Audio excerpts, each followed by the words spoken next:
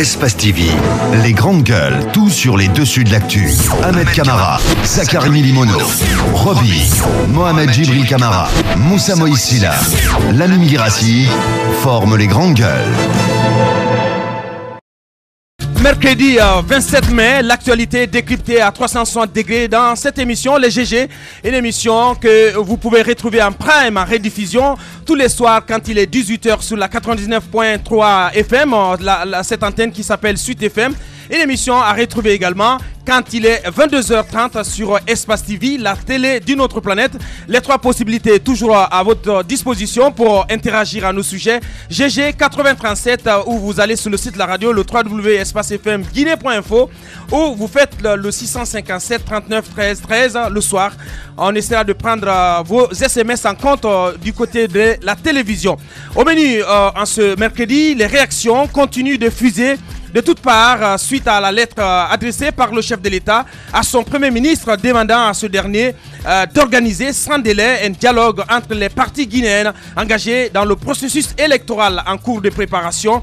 Au terme d'une réunion hier, l'opposition s'est montrée prudente en se donnant du temps de la réflexion et de la consultation avant de prendre la décision d'aller ou pas à ce dialogue. Qu'en pense-t-on du côté de la société civile? Hier, on vous l'a promis, Dr Dansa Kourouma, président du CNOX, il va intervenir chez nous ce matin. Visite technique automobile, vous le savez, pas de société opérationnelle exerçant cette activité en Guinée depuis de longues années, avec tout ce que cela a entraîné comme conséquence, comme en termes de destruction de vies humaines dans des accidents pour la plupart dus à des défaillances techniques. Ce qui agite à nouveau le secteur, c'est ce décret pris par le chef de l'État au mois d'avril dernier qui n'a pas été rendu public et qui réaffirme l'exclusivité du contrôle technique automobile en Guinée à la société Civita. Les autres sociétés crient au scandale. Pourquoi s'élèvent-elles contre une telle décision? Monsieur Abal Diakité, directeur adjoint et directeur technique de la société Sokotak, il va s'exprimer depuis France, depuis Paris plutôt. Libérer la parole des jeunes sur l'ensemble de leurs préoccupations, collecter leurs doléances, faire entendre et relayer leurs propositions auprès des pouvoirs publics. Voici le triptyque sur lequel est bâtie la consultation nationale de la jeunesse guinéenne lancée par le département de la jeunesse et de l'emploi des jeunes. C'était lundi, un programme ambitieux qui s'étendra jusqu'au 8 août avec l'objectif d'accompagner les jeunes de Guinée vers l'autonomie. Quel est le sens et quelle est la portée de cette consultation? Monsieur Ibrahim Abari, il est secrétaire général du ministère de la jeunesse et de l'emploi des jeunes. Il sera notre invité, donc il sera là pour mieux nous expliquer tout cela. Et puis, si le temps le permet, on reviendra sur ces soupçons d'enrôlement massif, dit-on, des mineurs dans certaines carles, dans certaines régions du pays. Une députée va s'exprimer chez nous ce matin, honorable Fatoumata Binta Diallo. Elle dit avoir été pratiquement prise à partie du côté de Farana, du côté plus précisément des Tiro. Et son péché, avoir filmé des scènes d'enrôlement des mineurs. Elle sera au téléphone pour mieux nous expliquer tout cela. Merci de rejoindre l'équipe. Bonjour Mohamed Djibril, le revenant. Bonjour Abouakar. Bonjour Tamba. Le revenant, bonjour Abouakar. Merci. Bonjour Basseko. Bonjour Abouakar. Bonjour Moussa Moïsa. Bonjour. Bonjour Ahmed. Bonjour. On s'intéresse à la politique d'abord avec vous Tamba. Vous nous signalez Martin Kondiano rejoint le MPD. Qu'est-ce que ça veut dire? Martin Kondiano se trouve être l'un des fils de l'actuel président de l'Assemblée nationale qui a décidé de venir rejoindre les rangs du MPD, Mouvement des Patriotes. C'est la même famille politique. Non, le problème, vous savez, vous allez me dire c'est la même famille politique, sauf que Martin dégage pour cela des raisons. Il explique d'abord avoir rejoint les rangs du MPD pour des raisons suivantes. D'abord, il trouve que le président de ce mouvement, qui n'est autre que M. Paul Moussa Diawara, est un jeune. Et deuxième raison invoquée par Martin Kondiano, il trouve qu'il se retrouve également dans la ligne politique, dans l'idéologie politique prônée par le MPD, Mouvement des Patriotes de Guinée. Mais je pense que cela ne devrait pas faire grand chambardement au niveau de la mouvance présidentielle, puisque qu'il ait rejoint... honnêtement, moi je vois pas de problème. Non, mais il n'y a pas de problème. Je ne dis pas qu'il y a péril dans la demeure. Alors pourquoi vous évoquez ce sujet? On évoque ce sujet parce qu'il s'agit quand même du fils du président de l'Assemblée nationale. Il aurait pu rejoindre systématiquement les rangs d'un parti auquel appartient son père depuis des lustres. Il a décidé de rejoindre un parti allié au RPG Arc-en-Ciel. C'est quand même pas rien, Abaka. Non, il n'y a pas de problème. Personne ne dit dans ce studio. Il n'y a pas péril en la demeure. Il n'y a pas péril en la demeure. Merci de le répéter. Mais c'est important de le souligner. Ça n'arrive pas tout le temps. Quand vous voulez nous faire comprendre qu'il y a une certaine rivalité entre Paul Moussa et Cory Kondiano? Certainement, parce qu'on apprend que tous les deux agissent bien entendu au nom de la grande majorité présidentielle. Tout cela, mais tous les deux le même espace électoral. Le même espace électoral. Et puis, cela participe bien évidemment de la vitalité au sein du RPG Arc-en-Ciel. Les partis se tirent un peu la boue pour essayer de se donner une certaine importance par rapport au poids, à leur poids électoral. C'est important, nous sommes dans une année électorale, c'est important de pouvoir ratisser large au profit du RPG Arc-en-Ciel. On sait que le MPD, ce n'est pas, disons, un épouvantail sur l'échiquier politique guinéen, mais c'est important, c'est un parti... Mais dans l'espace, dans le bassin c'est un parti qui monte. Oui, c'est un parti qui monte en flèche, c'est un parti qui essaye d'avoir un ancrage électoral dans la perspective des prochaines joutes électorales. Et c'est important qu'une nouvelle recrue concernant le fils de Cory Kondiano rejoigne finalement. C'est tout un symbole. Tout un symbole. Bien entendu. Alors, Basseko, on s'intéresse avec vous à cette question, à ce fait divers qui s'est passé du côté de Nongo. Vous nous apprenez 2 adolescents succombent à un incendie criminel à Nongo. Oui, hier j'étais sur les lieux, Aboubacar Diallo. C'était vraiment l'émotion, la consternation dans la famille mortuaire hier à Nongo Centre du côté de Monéa. Alors qu'est-ce qui s'est passé? C'était exactement dans la nuit du samedi à dimanche aux environs de 4 h du matin. C'est un individu qui est venu demander aux enfants d'ouvrir le conteneur. Un conteneur donc rempli de marchandises alors qu'il voulait des objets. Les enfants lui ont fait savoir qu'à cette heure-ci, il nous a interdit d'ouvrir la porte parce que ce n'est pas une heure réglementaire pour faire le commerce. Alors le monsieur a tout simplement dit, alors puisque vous ouvrez d'ouvrir la porte, vous verrez ce que je vais faire de vous. Alors il a pris l'intention d'abord de mettre le cadenas, un gros cadenas par derrière parce que les enfants avaient donc fermé la porte à l'intérieur. Il est allé donc vers le côté, le profil donc du conteneur de fortune qui a été installé juste à côté de la route. Il a perforé le conteneur. Il a versé 2 litres d'essence dans le petit conteneur et ensuite il a mis le feu. Alors ce sont les cris de détresse, les fumées et les flammes qui ont alerté donc le voisinage les grandes qui sont arrivés. Alors ils ont mis assez de temps pour défoncer la porte parce que dans un premier temps, lorsqu'on a tenté d'ouvrir, il y avait un gros cadenas qui tenait. Il y a eu donc plus de 30 minutes, les enfants étaient en train donc de brûler dedans et les témoins que j'ai pu rencontrer sur donc le lieu du crime ont témoigné que les enfants ont brûlé jusqu'au dernier degré. Alors, ils ont été transportés d'urgence du côté de l'hôpital national Ignace Dine, alors qu'il a décidé de les transférer à Donka parce qu'il y a un service quand même de ce côté qui est spécialisé dans le traitement et la prise en charge des brûlures corporelles. Alors hier on apprend aux environs parce que l'acte s'est passé samedi, malgré les soins intensifs, et ces 2 âmes innocentes nous ont quittés hier entre 9 h et 10 h. Mais ce qu'il faut rappeler... Les services de sécurité, justement, j'allais en venir. Se sont-ils saisis de ce dossier ou pas? Il y a le chargé de la criminologie du côté du commissariat de police de Ratouma qui m'a trouvé hier sur les lieux, qui a dû ouvrir une enquête. Mais ce qui est bizarre dans cette affaire Aboubacar Diallo, c'est que c'est pas le premier acte. Le tuteur des 2 jeunes, il s'agit d'un certain Kerno Moussa Baldé qui est commerçant, qui est donc installé dans ce quartier il y a un peu plus de 5 ans, 10 ans, dit avoir subi le même sort. C'est qu'il y a un peu plus de 2 mois, au moment où il installait ce petit conteneur là pour ces 2 jeunes Abdoulaye Baldé et Idrissa Baldé qui ont respectivement 17 ans et 14 ans. Ils font la 12e année et la 3e année. Le jour qu'il a installé le petit conteneur, c'est que la même scène s'est produite dans son conteneur qui est installé à 50 mètres donc, du conteneur qui a pris feu samedi. Donc c'est un conteneur boutique. Voilà, un conteneur boutique donc rempli de marchandises. Le mobile. Justement, les voisins disent qu'en réalité, que c'est un antécédent entre les familles. On parle de règlement de compte parce que je le disais, le tuteur lui aussi a subi le même sort. C'est un individu qui est venu mettre le feu encore dans son conteneur. Non, il n'a pas été arrêté. Et ce qui s'est passé, c'est que c'est un passant qui est venu, qui a alerté encore le voisinage. De justesse, il a été sauvé. Vous avez dit les faits se sont déroulés à 4h du matin? Les faits se sont déroulés à 4h du matin. Et il y a une autre boutique aussi qui est située à côté. Ça, il y a un peu plus de 6 mois. Aussi, il y a des coups de feu qui ont été entendus de ce côté. Là aussi, c'est une personne mal intentionnée, un individu qui est venu aussi mettre le feu donc dans la boutique. Le gardien de nuit a été atteint de dos. Donc, il y a assez, en tout cas, de commentaires autour de ce crime crapuleux du côté de Nongo. Je crois que les services de sécurité, surtout le commissariat de police du côté de Ratoma, doit se bouger parce que ce n'est pas le premier acte.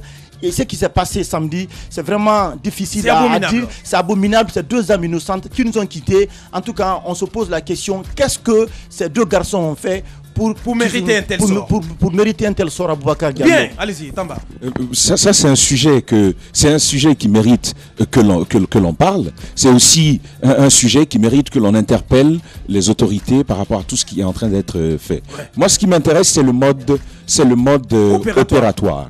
Cela m'inquiète sérieusement parce que ça ressemble d'assez près à la façon de faire des rebelles qui ont un temps envahi la Guinée. C'était le même mode opératoire. On vient, on vous enferme, vous qui êtes dedans, on met le feu, soit à votre maison ou à votre...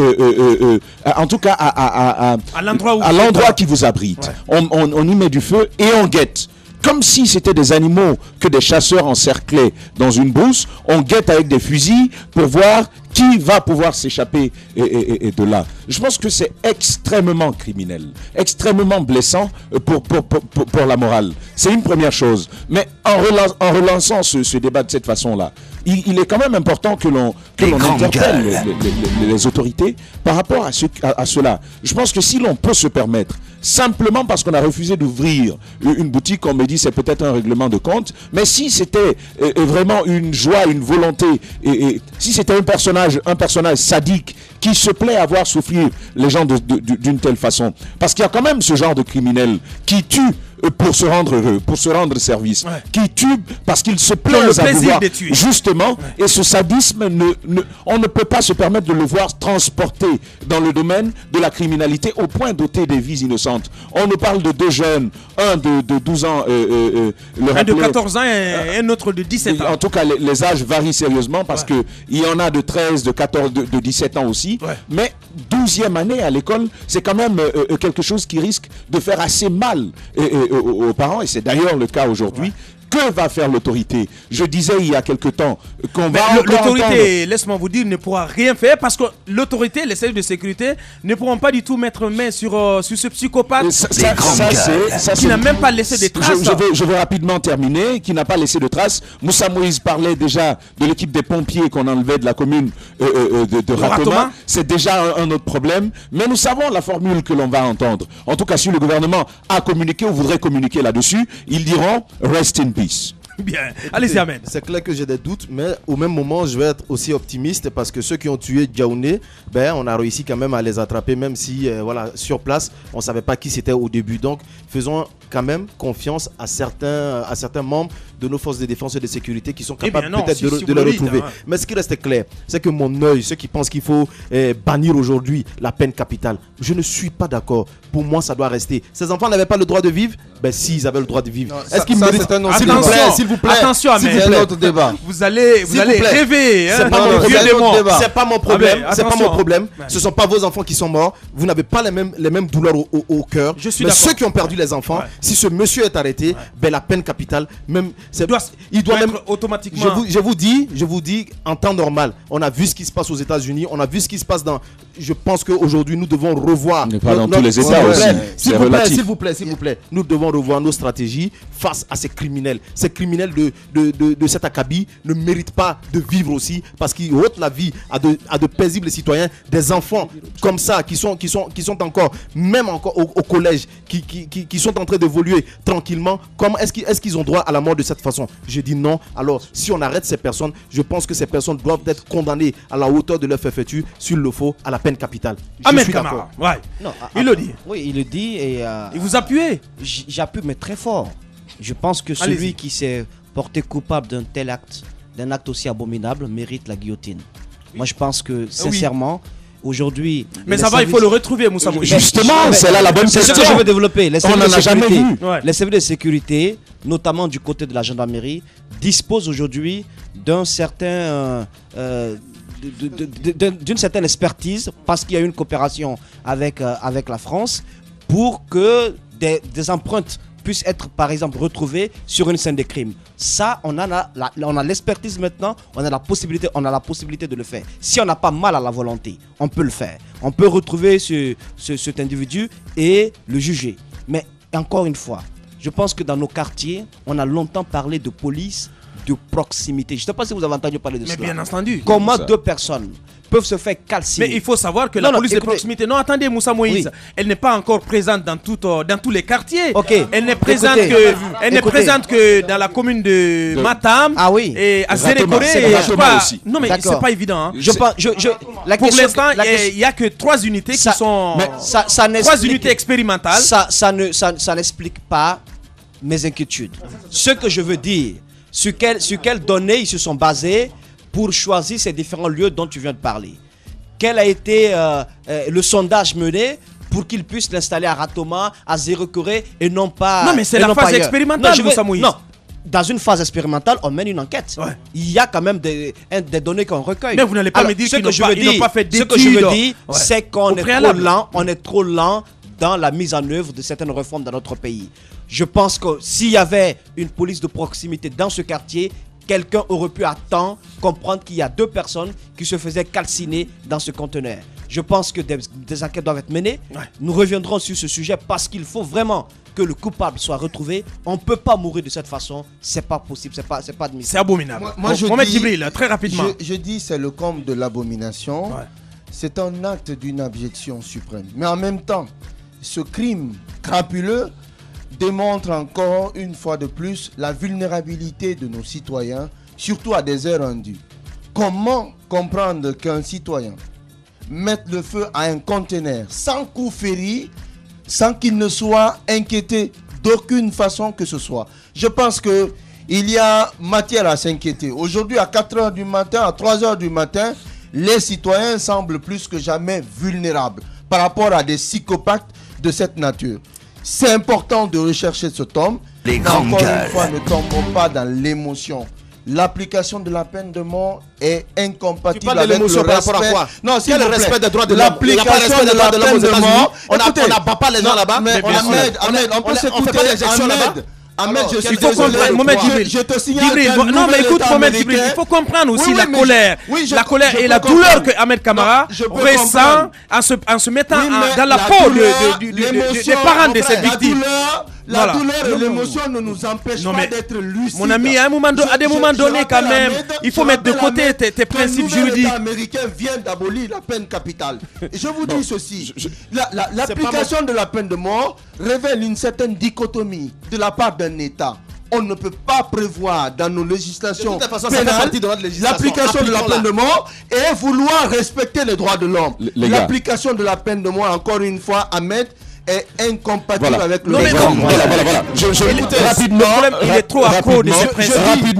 Attends, Ahmed va réagir rapidement. Je dis aux organisations de droits de l'homme, les grandes gueules. Je dis bien, s'il vous plaît. Non, mais il est libre de ses opinions quand même. Vous me parlez de droits de l'homme. Ces enfants n'avaient pas de droits.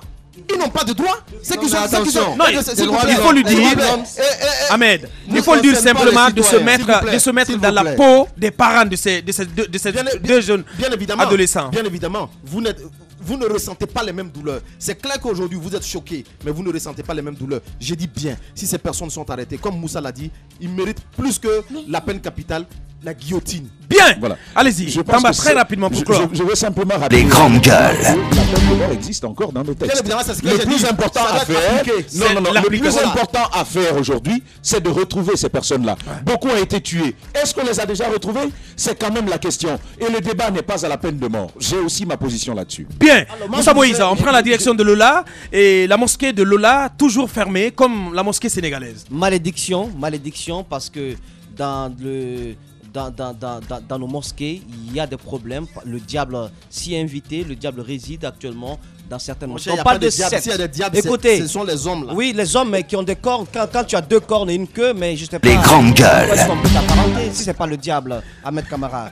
Alors, il y a quand même chez nous, puisque je m'intéresse à la question, à peu près 7 mosquées qui seraient fermées actuellement dans notre pays pour des raisons qu'on ne connaît pas. Récemment, le chef de l'État, lors de sa tournée du côté de Lola, par des témoignages que j'ai recueillis, aurait dit à la population sur la question de l'imama de Lola, parce que vous savez qu'à ce niveau, la grande mosquée de Lola reste toujours fermée à cause d'une question de succession liée au fait qu'on veut respecter une tradition. Ça, c'est l'argument qui est brandi. On aimerait que les Doucourés officient les prières du côté de la mosquée de Lola jusqu'à la fin des temps, parce qu'il en a été ainsi dès la création de la première mosquée du côté de Lola. Cependant, les choses ont évolué. Il y a un autre imam qui est venu après un imam Doucouré, qui est Kourman, qui officiait les prières à ce niveau, mais il a été mis dehors. Je ne vais pas rappeler les faits parce qu'on a plusieurs fois débattu de cette question. La mosquée La a été nouveauté, fermée. c'est quoi, La violence a coûté la vie à une personne. Le chef de l'État, lors de sa tournée, avec les témoignages que j'ai recueillis, aurait tranché. Il aurait dit, je vous donne un certain temps. Je demande à ce que la mosquée soit ouverte et que l'imam qui occupait le premier rang continue d'officier les prières. Les Je grandes rappelle ceci. gueules.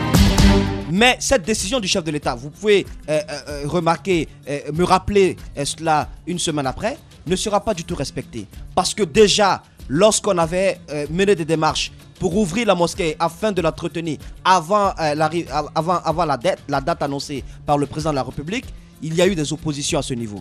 Oui, parce que le préfet ne veut pas du tout entendre parler de cette ouverture. Et également... Donc il joue un rôle trouble dans cette affaire. Et également une certaine minorité agitante. Ce que j'aimerais dire sur la question des mosquées dans notre pays, je ne sais pas si ça existe ailleurs, mais c'est quand même assez grave. On parle de Lola, on parle aussi de la mosquée sénégalaise. Dont un point important. Mais il y a aussi du côté de Touba, Touba, où ce que j'aimerais savoir, une famille s'oppose à la construction d'une mosquée. Qu'est-ce qu'on fait de nos lieux de culte? Qu'est-ce que le secrétariat général aux affaires religieuses fait exactement? Quelles sont les considérations que le public ne sait pas et qui motive peut-être les actions menées par M. Djassi, parce qu'on parle de lui. J'ai pas relevé un fait lorsque je déballais l'action, le dossier de la mosquée sénégalaise.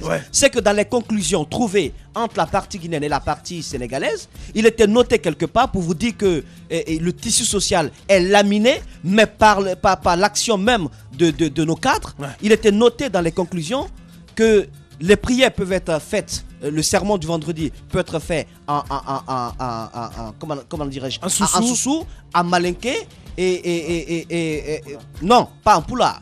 Et si ça doit être fait en Poula, je le dis parce que c'est ce qui est écrit sur le document. Si ça doit être fait en Poula, il faut que ça systématiquement que cela soit traduit en Soussou. Et pour toutes les autres langues. Mais le Soussou n'est pas traduit en Malinké. Le Soussou ne sera pas traduit en Poula. Alors qu'une partie des fidèles qui vont prier dans cette mosquée, ce sont des peuples, des commerçants du marché Niger surtout. Si on ne fait pas attention, le président de la République a confié, je m'adresse à lui directement ce matin, parce qu'à plusieurs reprises il a confié le dossier à monsieur le Premier ministre, qui est, à mon avis, assez fort dans les questions religieuses, mais qui a buté sur cette question. Il n'a pas réussi à résoudre ce problème. Monsieur le Président, prenez votre responsabilité. Sinon, vous allez... Et faites en sorte que ces mosquées soient ouvertes. Parce que le mois de Ramadan approche. Le mois de Ramadan approche. Et si la mosquée sénégalaise, la question n'est pas résolue, ça risque de créer un incident diplomatique. Ça, il faut le dire. Il y a au moins 18 mosquées qui appartiennent aux Guinéens au Sénégal, qui sont officiés par des imams guinéens. Ouais. Les Sénégalais n'ont pas demandé le contraire. Ouais. On peut pas. Ils n'ont qu'une seule mosquée. On ne peut pas nous le permettre dans notre pays. Ils ne sont que 500 000 et à peu près peut-être ici. Nous sommes 3 millions. Nous sommes 3 millions du côté du Sénégal. Ouais. Faisons attention aux actes que nous posons. Bien. Allez-y, Abed. Écoutez, je pense que c'était pas du devoir du président de la République de dire que, je sais pas, l'imam qui était là-bas, qu'on doit le laisser conduire la prière. C'était pas son. Continuer. Non, c'est pas à lui de le dire. Je pense que c'est le président de la République, Ahmed. S'il vous plaît. S'il vous plaît. Non, mais écoutez, Ahmed. Ça lui donne pas tous les droits, Mohamed. Je peux continuer. C'est le père de la nation. Oui, c'est le père de la nation. Mais il peut se tromper. Dans les principes religieux, je pense qu'il y a des règles. C'est pourquoi je vais commencer par dire que peut-être ceux qui gèrent la religion en Guinée, la religion musulmane, ne connaissent pas la religion musulmane. Parce que ce n'est pas une personne de choisir un imam, c'est aux populations, c'est aux fidèles musulmans qui prient dans ce. Sur la base de la compétence. La base de la compétence. Et de certains critères moraux, bien entendu. Là, en ce moment, Djibril, vous êtes d'accord avec moi. Dites-moi alors si c'était au président de la République de dire que mais il a quand même le droit. Je dis bien. S'il vous plaît. Il doit demander à ce que Moussa, je pense que Moussa l'a bien dit, en faisant référence à la Ligue islamique, notamment en faisant référence à M. Diassi. Je pense qu'il est clair. C'est clair. S'ils ont des business à gérer dans ces mosquées, qu'ils gèrent le business. Mais je pense que la manière de gérer aujourd'hui les mosquées dans certaines villes, les grandes gueules. Et si ça continue comme ça, je pense que c'est la religion qui prend un coup tout simplement. Écoutez, je veux commencer par dire aux politiciens de s'arrêter à gâter leur domaine, mais qu'ils laissent la religion libre. En Guinée, pour consacrer... Qu'ils n'investissent pas le champ de la religion. Non, je vais y aller. On n'a pas besoin d'eux dans la religion. On ne le fait pas au sein de la religion. Moussa Moïse évoque un élément important. Par exemple, dans les églises, ça se fait. La traduction se fait dans une seule langue. Mais les autres membres de l'église ne posent pas problème. Parce que simplement, on a choisi la langue la plus communément utilisée. Et c'est comme ça que ça a fonctionné. Mais lorsque la politique s'invite dans la religion, ça crée tous ces problèmes. Pour consacrer la laïcité en République de Guinée dans le domaine de la religion, qu'est-ce qu'on a fait? On a créé ce qu'on a toujours appelé le secrétariat général des affaires religieuses. Le secrétariat général des affaires religieuses, c'est l'État. C'est un organe administratif. Ce n'est pas un organe religieux. Ça m'a fait mal de savoir que la mosquée sénégalaise, pour résoudre le problème, c'est au secrétariat général des affaires religieuses qu'on est allé. Ce n'est pas bien parce que ça pose problème. Non seulement c'est de l'administration, c'est l'État, mais ensuite, lorsque le secrétariat général des affaires religieuses gère des affaires islamiques, ça devient un problème à la laïcité. Qui gère les mosquées? C'est la Ligue islamique nationale. Il n'appartient pas au secrétariat général des affaires religieuses de le faire. C'est important de le dire. Nous allons mal dans cette situation parce que simplement, on demande à Diassi, on demande au Premier ministre, et voyez le problème.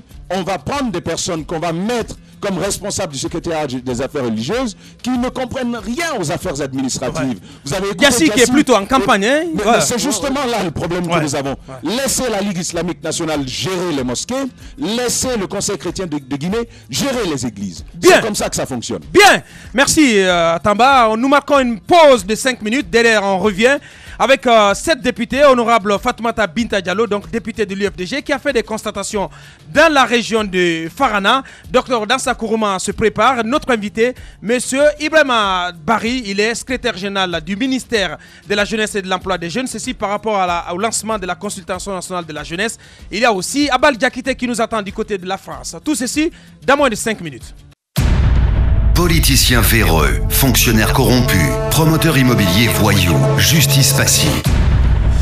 La Guinée devient-elle mafieuse?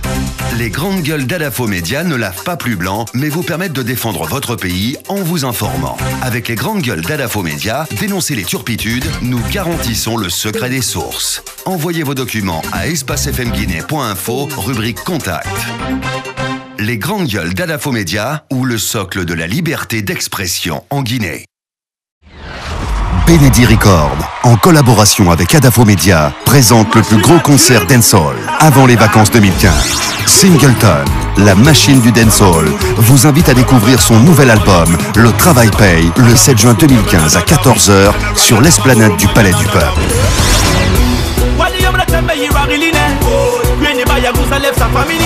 Singleton s'est imposé comme l'artiste urbain numéro 1 du dancehall dans la sous-région au fil du temps. L'immanquable avant les vacances 2015, c'est la sortie du deuxième album de la machine du dancehall, Singleton, le 7 juin à Conakry. Venez redécouvrir la machine du dancehall sur scène dans une prestation très énergique le 7 juin 2015 à 14h au Palais du Peuple. Un événement Benedi Record, le record du spectacle, en collaboration avec Adafo Media. Le futur, vivons-le ensemble. Merci de continuer à suivre cette émission. Dans la deuxième partie de cette émission, notre invité, M. Ibrahima Barry, secrétaire général du ministère de la Jeunesse et de l'Emploi des Jeunes.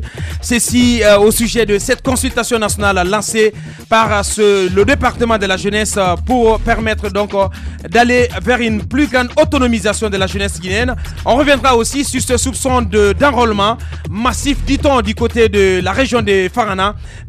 Honorable Fatoumata Binta Diallo, dans un instant, elle va s'exprimer sur cette antenne, et puis les réactions qui continuent de fuser au sujet de la lettre du président Alpha Condé adressée à son premier ministre pour l'ouverture sans délai d'un dialogue.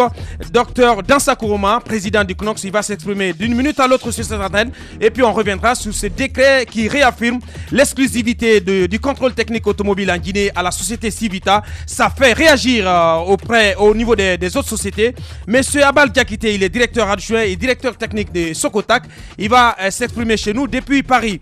Et un coup de rapide sur vos SMS avant d'appeler l'honorable Fatoumata Binta Diallo. Ce premier message: bonjour les GG, à vous entendre sur la religion musulmane tôt ou tard, vous me terrorisez contre certains soi-disant musulmans qui cherchent à nuire à notre cher islam. Il le dit, le message n'est pas signé. Bonjour, c'est honteux pour un pays lorsque on ne peut pas se permettre à l'immobilier. Bonjour, en Guinée, il y a des musulmans, mais l'islam est complètement absent. C'est Yoro Diallo qui signe ce message. C'est autre message. Bonjour, c'est Yaya Baguissa. Le pouvoir d'Alpha Condé est voué à l'échec. Il cherche par tous les moyens, même les moyens illégaux, pour se faire des militants pauvres de nous, il le dit. Je suis parfaitement d'accord avec Ahmed Kamara. Il serait injuste d'abolir la peine de mort en Guinée. C'est Kaba Youssef depuis Imbaya Taneri qui signe ce message. Bonjour, celui qui tue mérite d'être tué parce qu'aucune vie n'est supérieure à l'autre. C'est Ali Moubindi qui signe ce message. Vous êtes ce message qui n'est pas bien écrit. Bonjour, docteur Traoré de Kountia. Monsieur le Président, je vous conseille, le message n'est pas achevé. On va s'arrêter là-dessus. Honorable Fatoumata Binta Diallo, député UFDG, en direct dans cette émission. Pas encore. Hein. Donc on revient sur cette actualité, Moussa Moïse, oui. Et ces soupçons d'enrôlement massif d'enfants. C'est bien de parler de soupçons d'enrôlement parce que j'avais échangé avec une source du côté de Farana qui m'expliquait la même chose, comme quoi il y a un enrôlement massif d'enfants dans les Carles. Je lui ai demandé s'il avait une possibilité de m'envoyer des images, des photos, mais aussi une photocopie d'un document qui soutiendrait tout ce qu'il m'a annoncé. Donc nous étions dans cette attente, et quand on a reçu le coup de fil de la dame. Mais ce qu'il y a lieu de dire, c'est qu'à l'intérieur du pays, on ne le dira jamais assez, dans les Carles, normalement l'opposition doit avoir ses représentants. Je pense que si tous les partis étaient représentés au sein de ces différentes cadres, on n'aurait pas pu assister à un tel enrôlement, si tant est que cela soit vrai. Ouais. Mais au jour d'aujourd'hui, on est dans. Moi, je reste prudent, je reste un peu sur ma faim, ouais. Parce que j'attends qu'il y ait des preuves.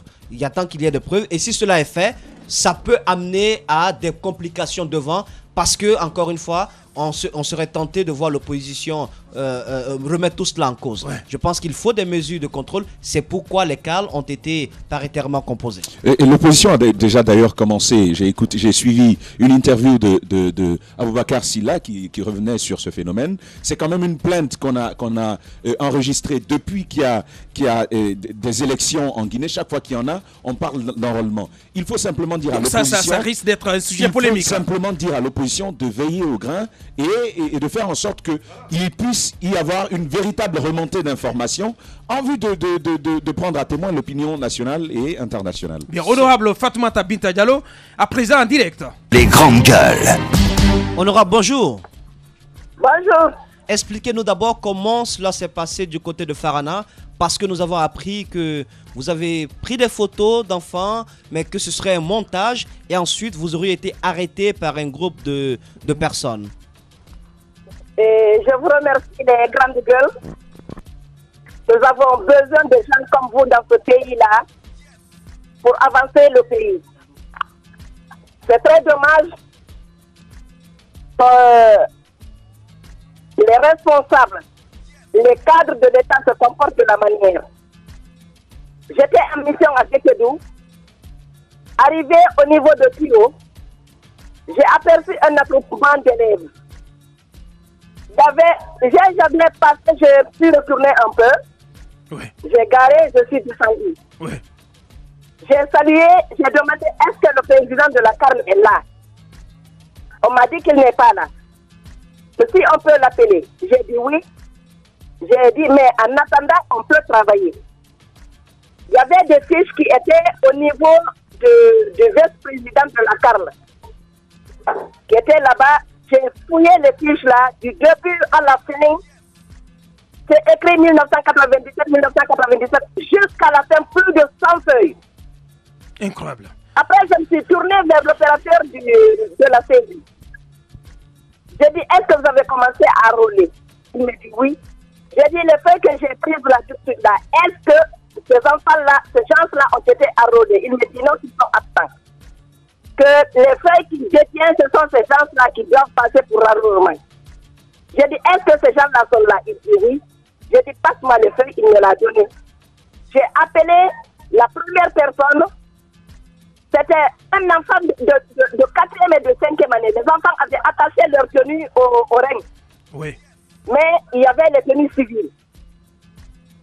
Entre-temps, le président de la CARL est venu. J'ai fait des photos. Le président de la CARL est venu.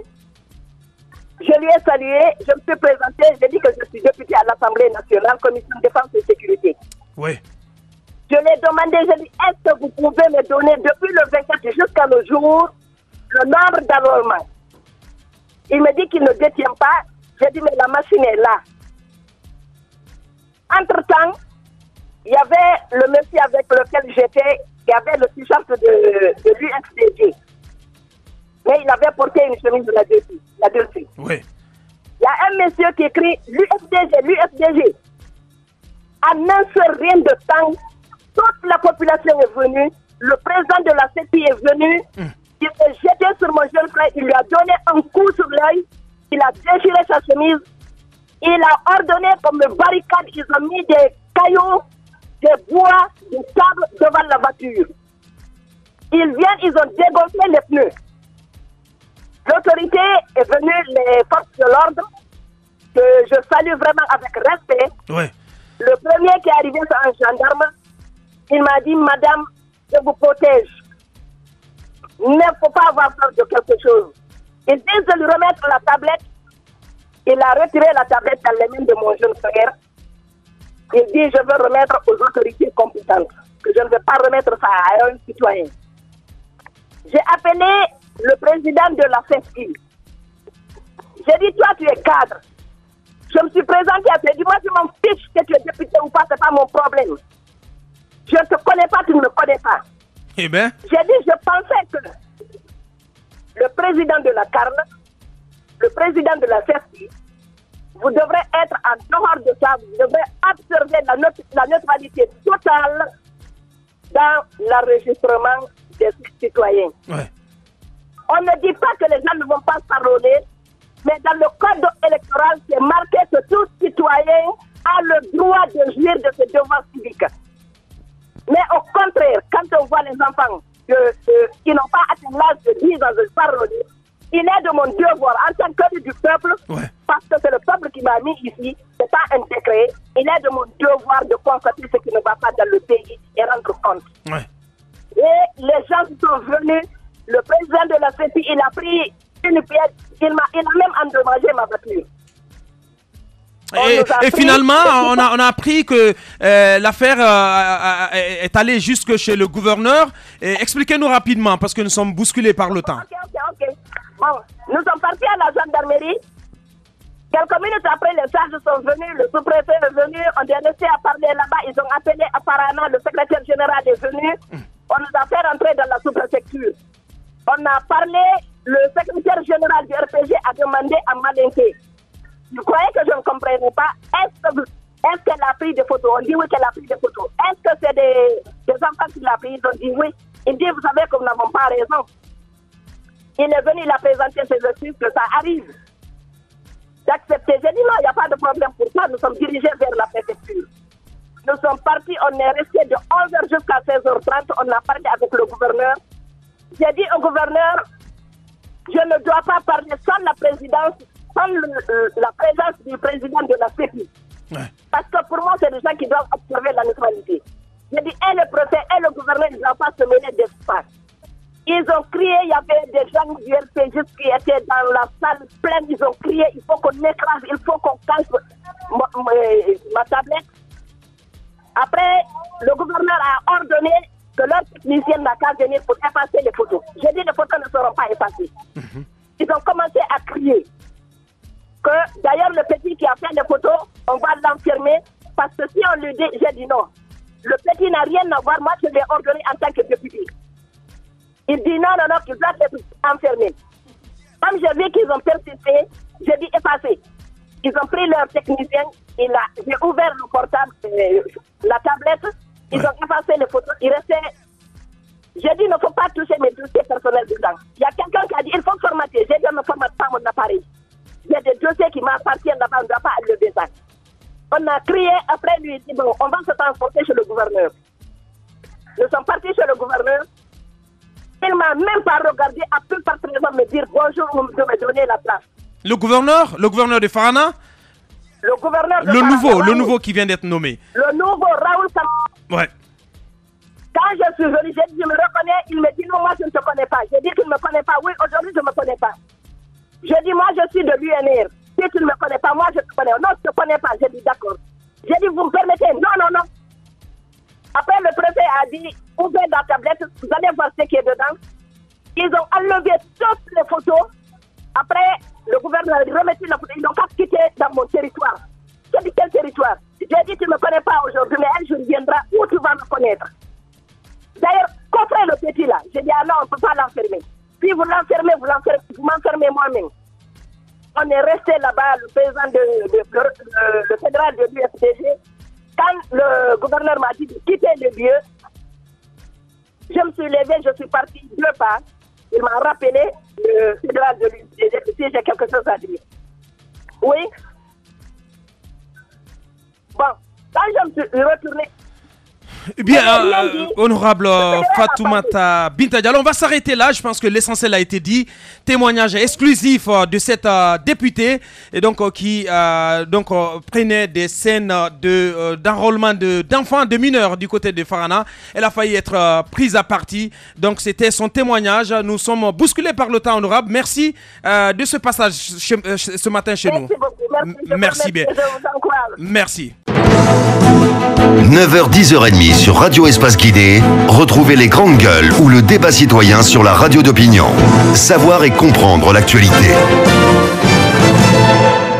Eh bien, nous allons marquer une longue pause, une pause de près de 10 minutes et derrière, on revient avec ces réactions que nous allons continuer de recueillir du côté de la société civile. C'est Dr Dansa Kourouma qui se prépare.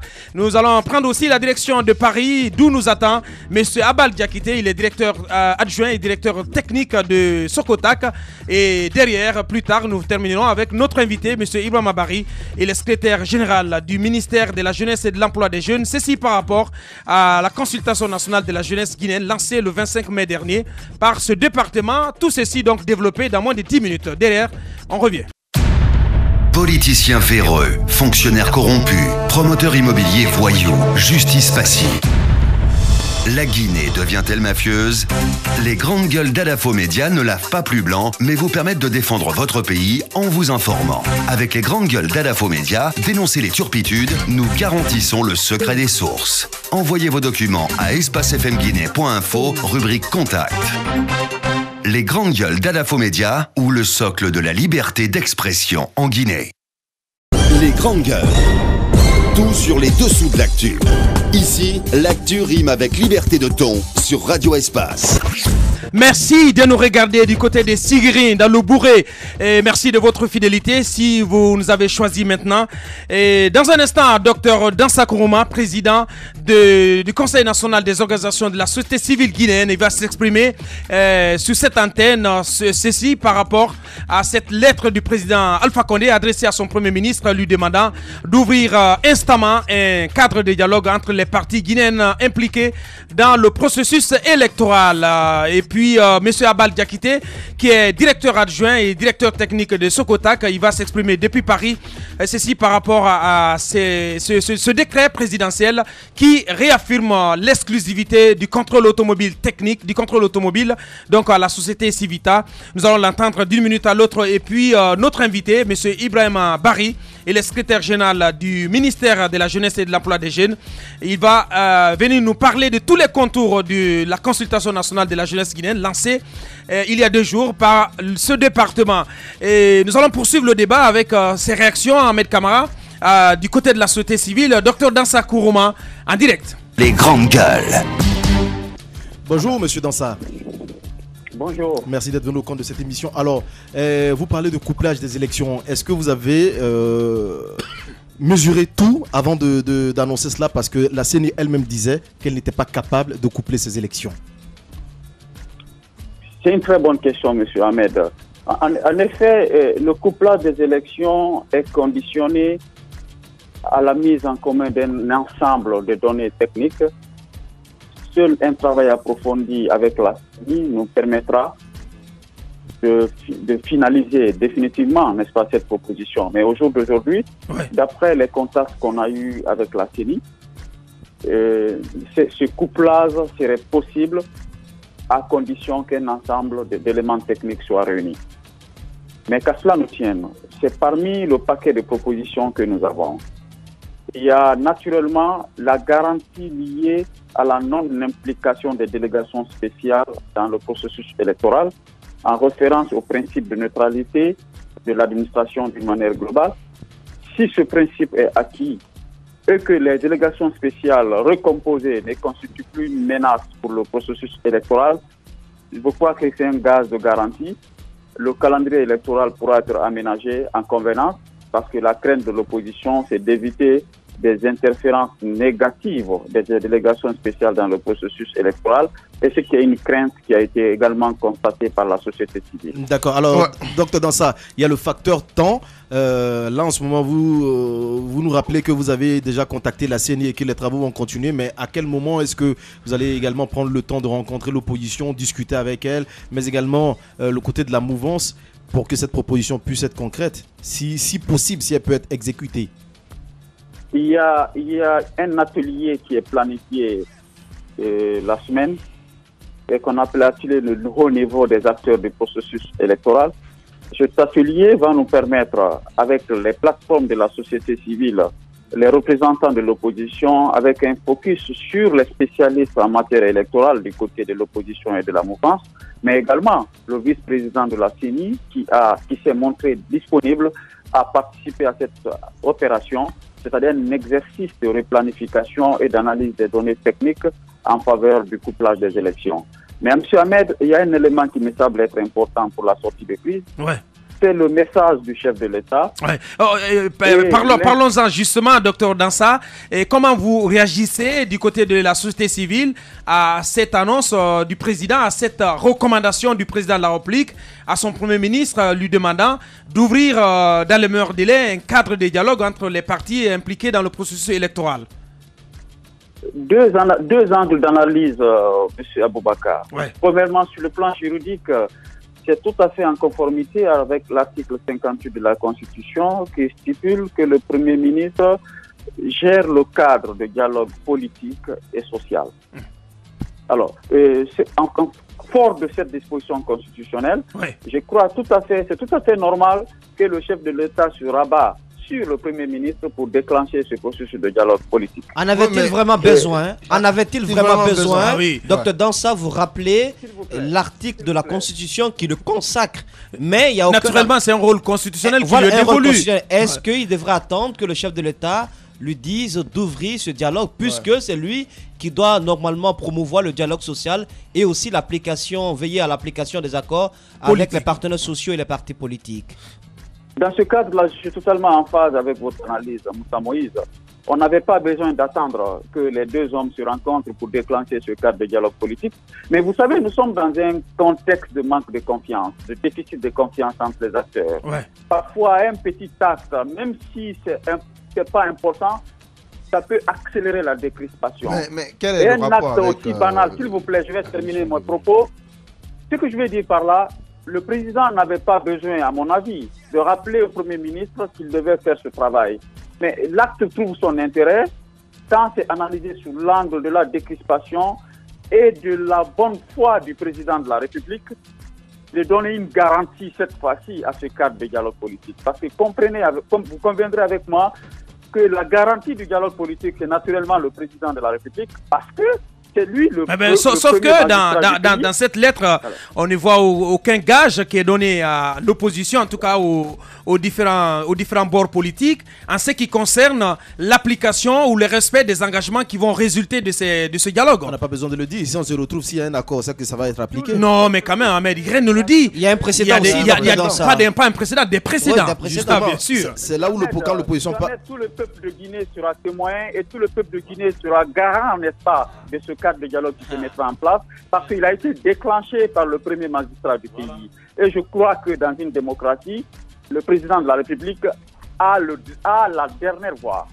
Et ceci étant, les citoyens sont témoins, il suffit que les acteurs politiques se mettent autour de la table et la société civile, y compris les médias ou toutes les organisations de défense des droits de l'homme, vont coaliser pour que les accords issus de ce cadre de dialogue soient des accords qui s'imposent à toutes les parties, parce que les Guinéens sont fatigués par cette aide répétitive.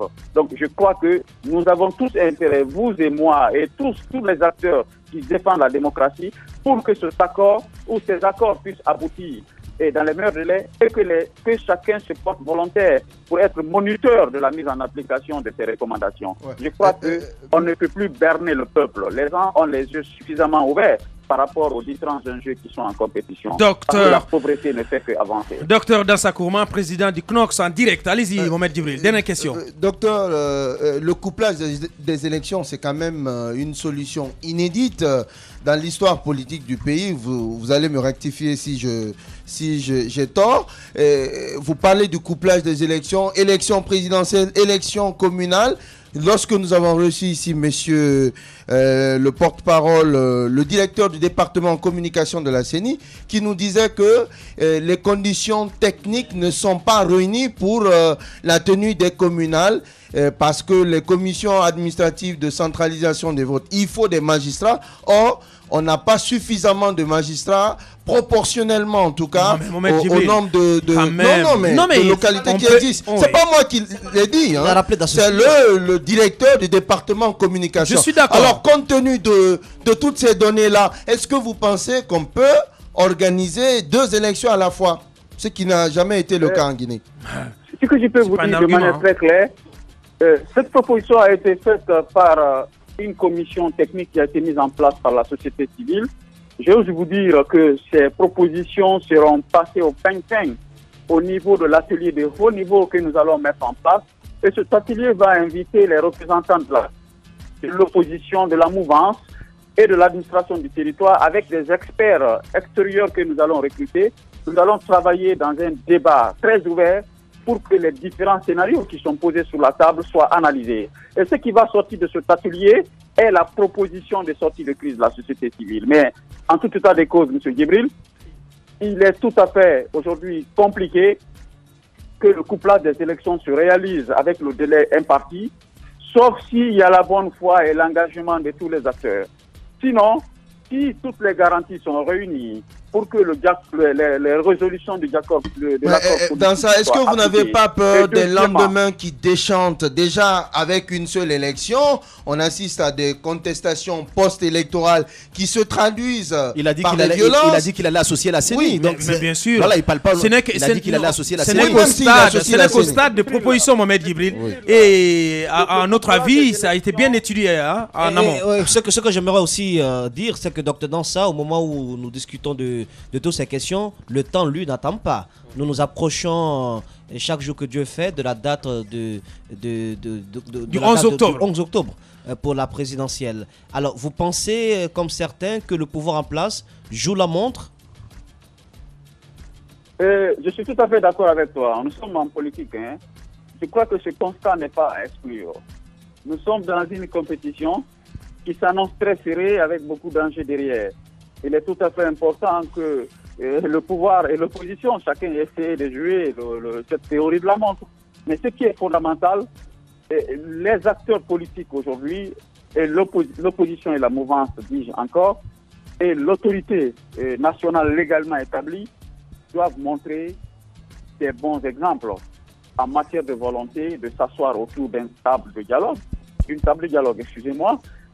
et d'accepter de débattre toutes les questions sans tabou, et que la société civile jouera son rôle d'activisme pour que les résolutions de l'accord politique ne trompent pas le citoyen, pour que les résolutions de l'accord politique ne soient pas un leurre politique. Bien. Pour terminer, docteur Dansa, parce que malheureusement on n'a plus grand temps, qu'avez-vous à dire à l'opposition qui hésite à se prononcer sur cet appel du président à aller vers un dialogue rapidement? Je demande très sincèrement, l'opposition a tout à fait raison d'hésiter avant de s'asseoir autour de la table de dialogue. Mais qu'à cela nous tienne, la garantie a été donnée par la plus haute autorité du pays et le ministre de la Justice, en ce qui me concerne, il jouit d'un certain capital de confiance de la part des acteurs.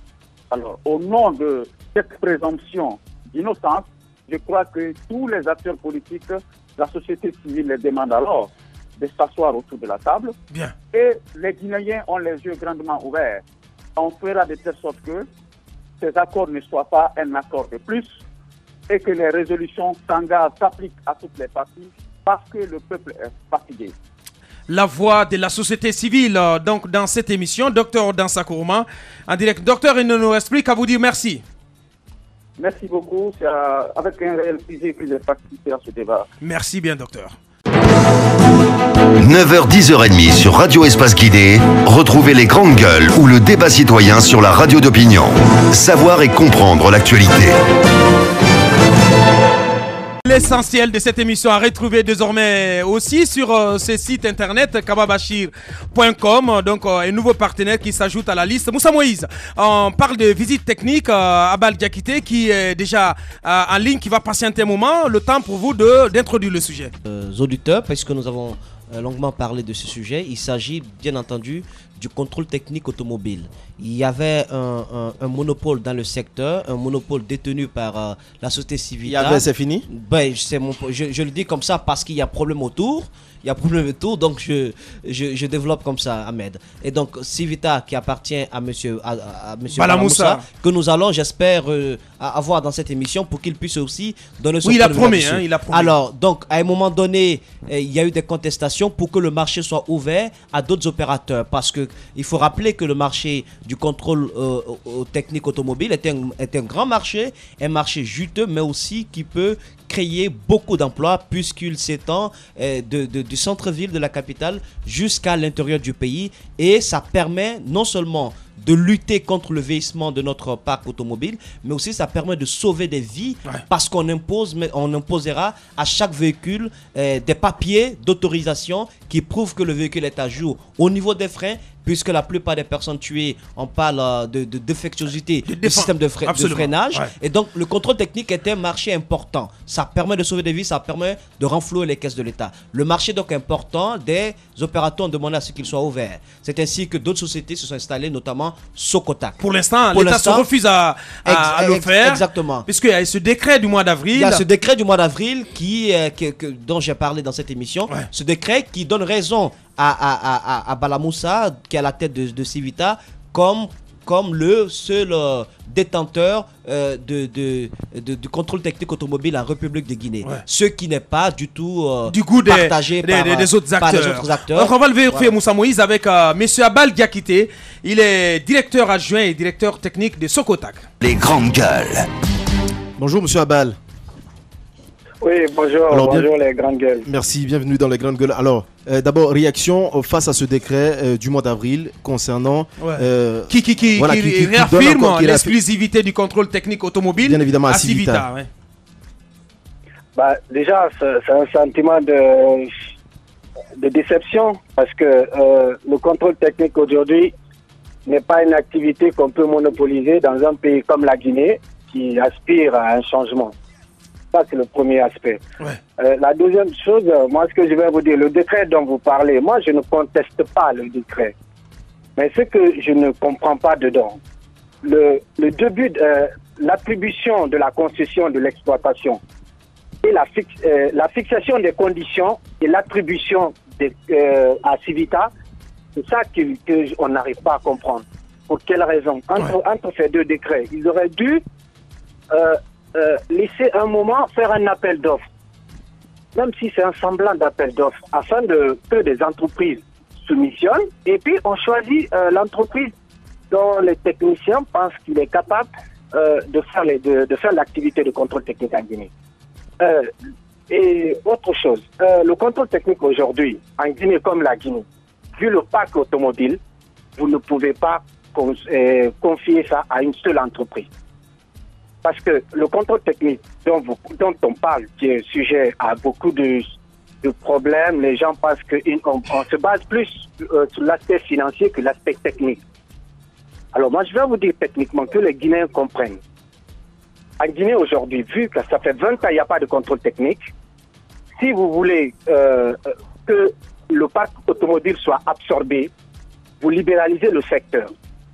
En le libéralisant, vous n'avez pas besoin de confier à 10 ou 15 entreprises. 2 ou 3 entreprises, ça suffit. Alors, en plus, on essaie de se dire autour de nous, chez nos voisins, Sénégal, Mali, la Côte d'Ivoire, que c'est le monopole.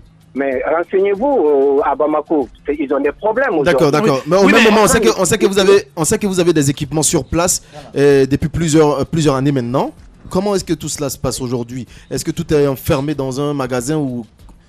Et puis, sans oublier que Civita avait porté plainte contre vous à un moment donné et contre l'État pour le fait que votre société et d'autres ont tenté d'exister. Oui, d'accord, je suis d'accord, parce que nous, l'agrément, nous, on a été détenteurs d'un agrément en 2010. C'est sur la base de cet agrément que j'ai trouvé des associés, des Guinéens. Attention, je le dis, je précise, c'est des Guinéens. On est tous des Guinéens, les propriétaires de Socotac. On a trouvé le financement à partir d'un agrément, d'un engagement. Sauf que M. Diakité... un investissement de 5 milliards. Bien. Un investissement de 5 milliards. M. Diakité, sauf que vous permettez, la décision de la Cour suprême dont nous avons eu copie dans cette émission annule carrément les différents agréments qui ont été accordés par le ministère des Transports aux sociétés comme la vôtre. D'accord. Je suis d'accord avec vous. Qu'on annule cet agrément. Et qui est-ce qui a rendu ce jugement? Est-ce que vous avez le nom du juge qui a rendu ce jugement? C'est une décision de la Cour suprême. On n'a pas le document sous nos yeux. Oui. De la Cour suprême, voilà. bien entendu. On a annulé entre 2010 et 2012, on a dit qu'on annule tous les agréments parce qu'il y a la concession de Civita qui courait jusqu'au mois de juin 2012. Donc ça a été fait, on a attendu. Après 2012, on est parti vers les autorités. Je peux vous dire, il n'y a que le président de la République que nous, on n'a pas rencontré en Guinée par rapport à ce problème. Non, Civita dit se prévaloir d'une convention de base qui la lie à l'État pour une période de 15 ans au moins. Et elle dit qu'au moment où ces installations ont été saccagées du côté de Matam, elle n'avait exécuté que 3 ans de ce contrat. Oui, mais il n'y avait pas que Matam, les activités de Civita. Il y avait les activités à l'intérieur du pays qui pouvaient fonctionner pour ne pas interrompre le contrôle technique. Oui. Moi, je vais vous dire, excusez-moi, moi je n'ai rien contre Civita, je n'ai rien contre l'installation de Civita. On n'a rien contre lui. On a essayé de libéraliser le secteur là en 2010. Aujourd'hui, on est revenu là-dessus.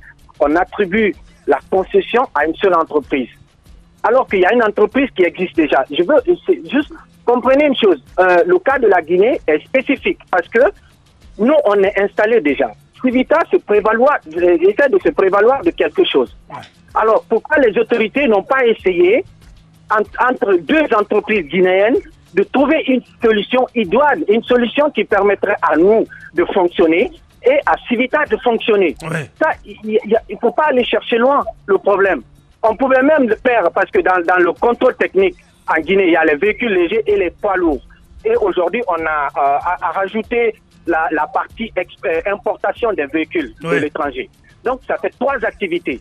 On aurait pu dire, OK, Civita doit fonctionner. Socotac est déjà installé. C'est des jeunes Guinéens qui ont investi beaucoup d'argent. Ouais. On ne peut pas leur fermer la porte comme ça. Alors, on essaye de partager l'activité. Monsieur Abal, dernière question, Moussa Moussa. Monsieur Diakité, dernière question. Ce que j'aimerais comprendre, est-ce que vous ne devez pas plutôt tourner vos épées vers l'État? L'État qui a quand même, puisque l'État est une continuité, qui a quand même donné ce monopole à Civita. Il faut rappeler que ça s'est fait sous le régime Conté. Mais aussi, deuxième question, qu'est-ce que vous allez faire?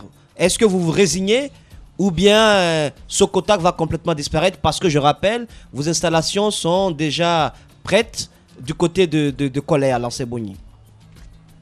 Alors, nous, on s'est déjà tourné vers l'État. C'est parce que vous évoquez le problème de Civita. Sinon, moi, les démarches depuis 5 ans, on le fait vers l'État. Je vous dis, je le répète, il n'y a que le président de la République qu'on n'a pas rencontré en Guinée par rapport à ce problème. Ouais. Mais vous savez, je vais vous dire, je sais que le tissu social en Guinée est très fragile. Mais quand on ne peut pas vous avoir sur le plan technique, on vous envoie sur le plan politique ou ethnique. Et ça, moi, je ne peux pas, je ne suis pas résigné. Pour me répondre à votre question, je ne me résignerai pas. On a des équipements qui sont garantis sur 20 ans. Et ils fonctionnent toujours. Ils fonctionnent toujours. Donc aujourd'hui, je lance un appel. Je sais que je vais dire aux autorités guinéennes. Ouais. C'est de revoir ce problème. De revenir pour ne pas que les autres... il faudrait qu'on accepte que les autres s'inspirent de nous. Qu'on arrête de s'inspirer de nos voisins. Dire que oui, ici c'est le monopole, on doit rester comme ça. Non, c'est pas vrai. Et nous, techniquement, on a tout ce qu'il faut avant en Guinée. On a techniquement pour le contrôle technique. Donc, on ne peut pas dire qu'on a investi juste pour gagner de l'argent. Non. C'est parce que c'est mon métier à moi. C'est mon métier et c'est pour ça que mes associations ont accepté d'investir dans ce projet. Bien. Donc, je lance un appel aux autorités guinéennes, au ministre chargé des investissements publics-privés, à tous les conseillers qui m'ont déjà rencontré en Guinée, d'essayer de revoir ce problème pour qu'on trouve une solution idoine, de ne pas laisser des jeunes Guinéens qui ont quitté l'Europe pour venir en Guinée, qu'on les oblige à retourner. Je ne me résignerai pas à ça. Bien, monsieur Abal Diakité, on espère que le message est tombé dans des oreilles délicates du côté des autorités, en tout cas, et certainement, votre intervention fera bouger les choses du côté du ministère d'État chargé des investissements publics et des partenariats publics-privés. Merci, monsieur Diakité, de cette intervention. Merci à vous. Merci. 9h, 10h30 sur Radio Espace Guidé, retrouvez les grandes gueules ou le débat citoyen sur la radio d'opinion. Savoir et comprendre l'actualité. Et oui, à présent, notre invité, M. Ibrahima Barry, qui s'est installé dans ce studio, vous le voyez à l'écran. Il est secrétaire général du ministère de la Jeunesse et de l'Emploi des Jeunes. Et il vient donc nous parler de cette consultation nationale lancée par ce département pour libérer la parole des jeunes, dit-on, sur l'ensemble de leurs préoccupations, collecter leurs doléances, faire entendre et relayer leurs propositions auprès des pouvoirs publics. M. Barry, bonjour. Il n'a pas de micro. Ah bien. Bonjour Monsieur Barry.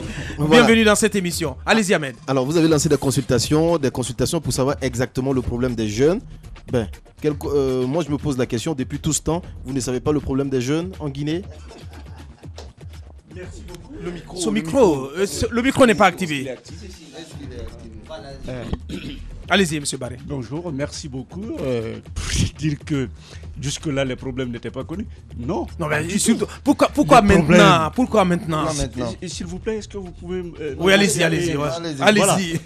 Les problèmes sont connus partiellement.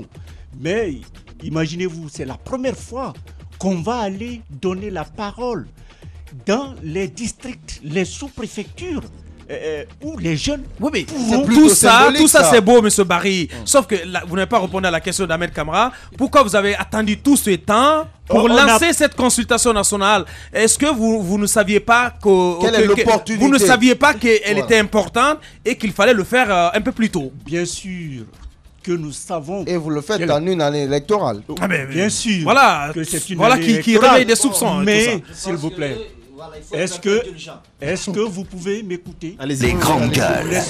Voilà, c'est un talk show. S'il vous plaît. Il faut vous y habituer. Oui, bien sûr. C'est une première. Une première. Pour moi, c'est pas ce qui est important. Ouais. Ce qui est important, c'est ce qu'on va dire ici aux jeunes Guinéens, au peuple de Guinée. C'est ce qui est important.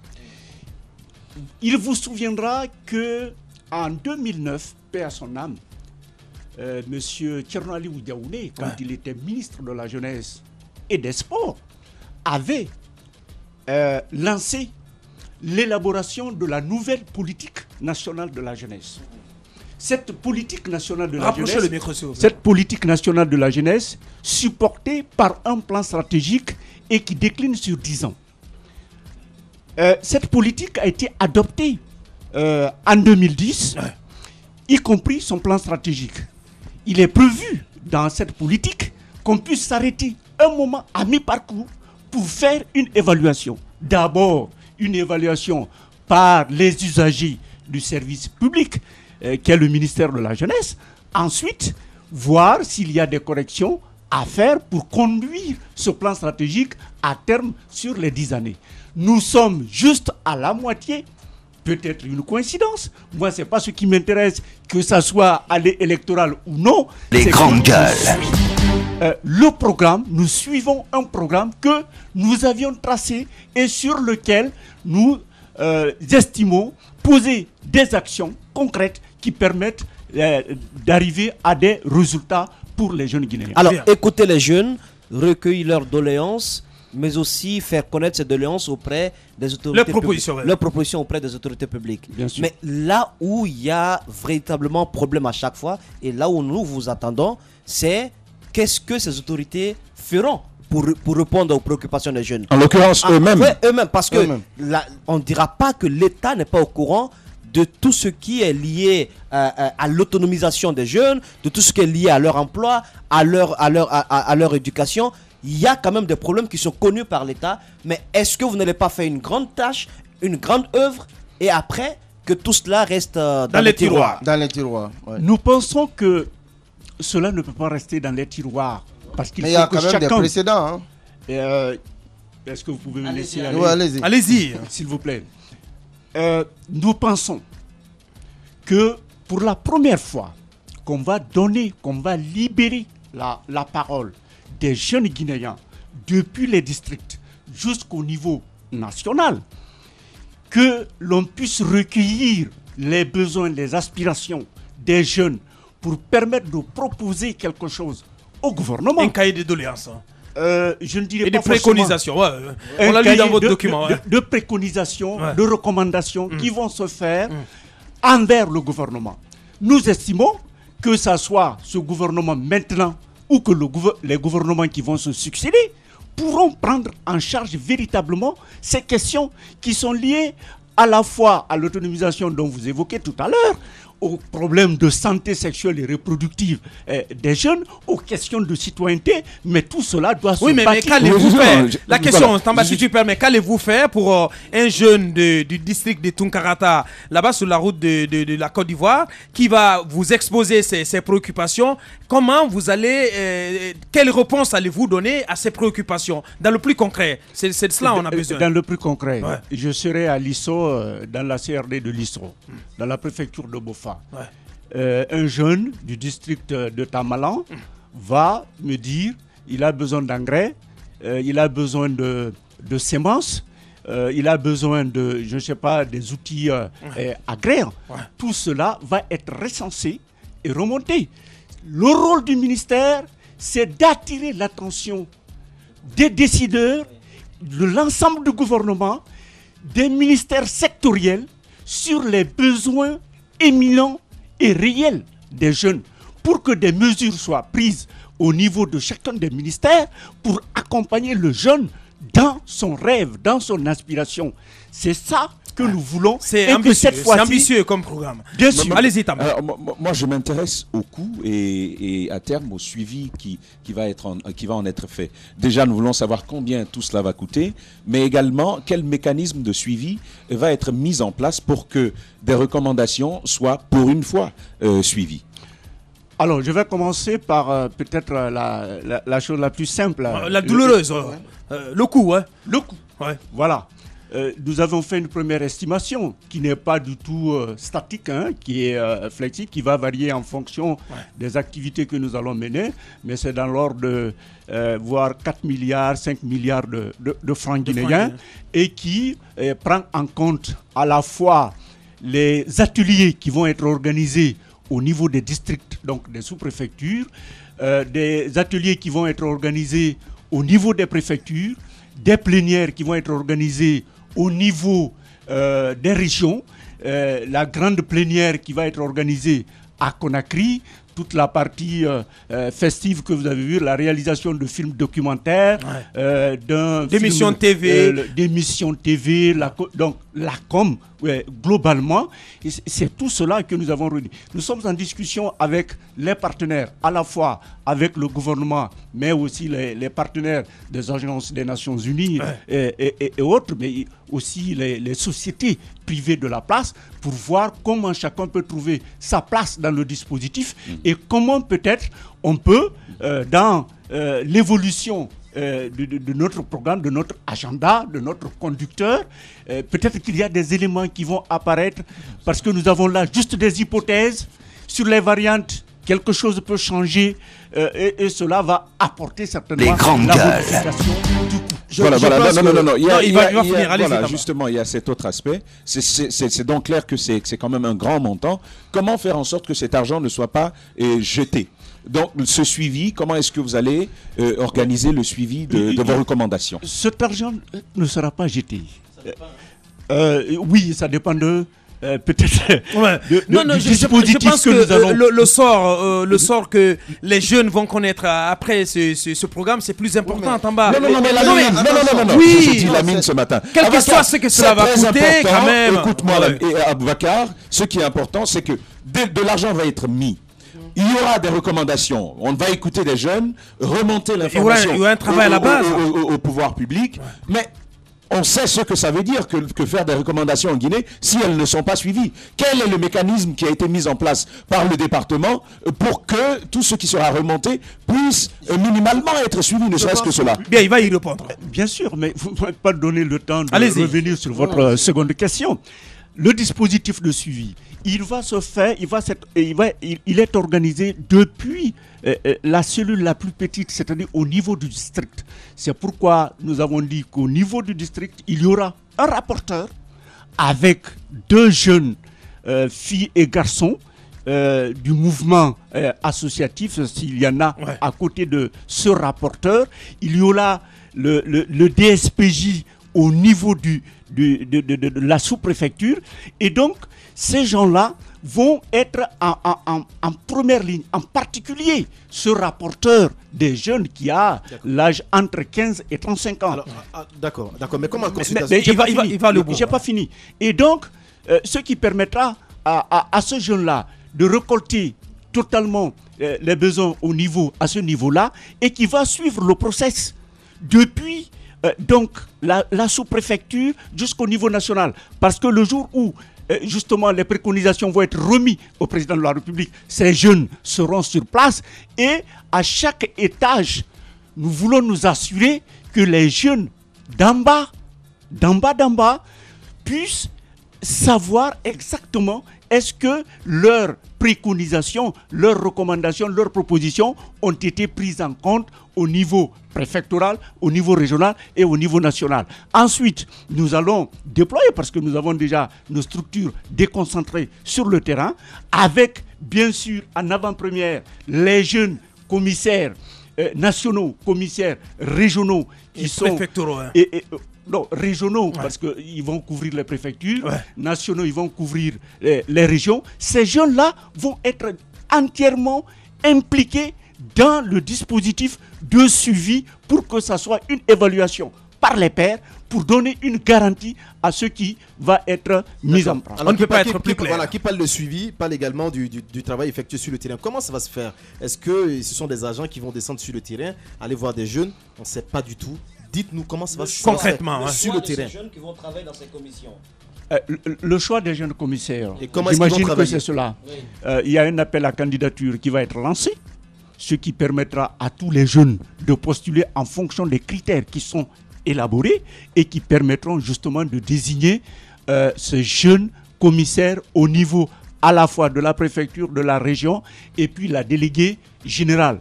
Nous disons la déléguée générale parce que nous voulons que ça soit une fille ouais, qui soit en capacité de porter tout ça. oui, mais sur le suivi, Ahmed, si tu le...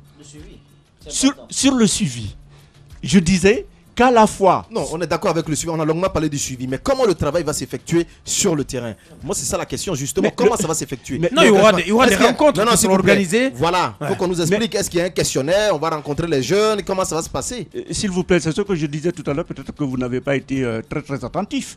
Au niveau... Allez-y, Vous me laissez. Allez-y. Au niveau de la sous-préfecture, donc il y aura des ateliers où les jeunes par district vont se retrouver pour s'exprimer librement, sans aucune contrainte. Cela, Devant. faut-il que cela se fasse dans un cadre organisé? Mais je pense que, Moussa, si tu permets, allez-y. Je pense qu'on aurait pu, personnellement, c'est un avis personnel, on aurait pu faire l'économie de toutes ces consultations nationales. C'est quand même, il faut quand même rappeler que le ministère de la Jeunesse a des ramifications à l'intérieur du pays. Et force est de constater que ces ramifications ne fonctionnent pas. Les DSP, les DPJ ne fonctionnent pas, n'ont même pas de siège, sont mal équipés. Je pense qu'avec des ramifications... Ils sont dans les sous-préfectures et dans les préfectures. Oui, ces DSP, ces DPJ auraient pu être des relais importants pour le ministère de la Jeunesse parce qu'ils... Ils font partie du dispositif. Oui, ils font partie du dispositif, mais je pense qu'on aurait pu faire votre question finalement. Ma question, c'est quoi? Est-ce que vous allez faire de ces DSP, de ces DPJ, des piliers pour donner, n'est-ce pas, une certaine efficacité? Mais bien à ces entendu, consultations. Mohamed Djibril. C'est assez simple. Non, attention, parce que ce n'est pas le cas. Ok. S'il vous plaît. Allez-y, M. Barré. Est-ce qu'on peut se comprendre? Allez-y. S'il vous plaît, nous voulons donner la parole aux jeunes. Cette notion, elle est fondamentale. Libérer la parole du jeune. C'est quoi pour vous? Parce que les DPJ que j'ai rencontrés lors de ma tournée avec le ministre, ce ne sont pas des jeunes, c'est des gens qui ont 50 ans. La parole, oui, mais justement. Djibril, s'il vous plaît, c'est justement là. Oui. On ne peut pas mettre ces DSPJ, les structures étatiques, en première ligne dans ce que nous voulons recueillir. Nous voulons que ça soit les jeunes qui s'expriment et que le débat soit conduit par les jeunes. Nous sommes pris par le temps, M. Barry. Quel message avez-vous pour l'ensemble de la jeunesse de la Guinée en 30 secondes, très rapidement? Comment devrait-elle se sentir concernée et comment devrait-elle s'impliquer dans ce processus? C'est l'avenir de la Guinée qui est en train de se jouer. Et donc, chacun a sa place dans les concertations, dans la consultation nationale. Il faut venir s'exprimer sans prendre en compte les questions de considération ethnique, politique et autres. Non, vous avez une chance de vous exprimer librement sur vos attentes, sur ce que le gouvernement devrait être en capacité de faire comme opportunité. Est-ce qu'il y a un comité qui reçoit les jeunes du côté du ministère? Est-ce qu'il y a un contact auprès duquel les jeunes peuvent aller? La direction nationale de la jeunesse est là pour ça. Bien. En tout cas, il ne nous reste plus qu'à vous dire merci, M. Ibrahima Barry. Je rappelle, vous êtes secrétaire général du ministère de la Jeunesse et de l'Emploi des Jeunes, un département qui a lancé depuis le 25 mai la consultation nationale de la jeunesse. C'est de cette manière qu'on se quitte au compte de cette émission ce mercredi 27 mai. Merci à toute l'équipe de cadrage, Djibril Kamara, Abdoulaye Kamara et Salifo Lifo Sissé. Ils étaient là au cadrage. Merci à Idiba qui a goupillé cette émission du côté de la radio. Merci à toute l'équipe technique et toute l'équipe des GG. On se reprend demain pour poursuivre l'aventure. Vous connaissez la version des jeudis, c'est 2h30. Au revoir.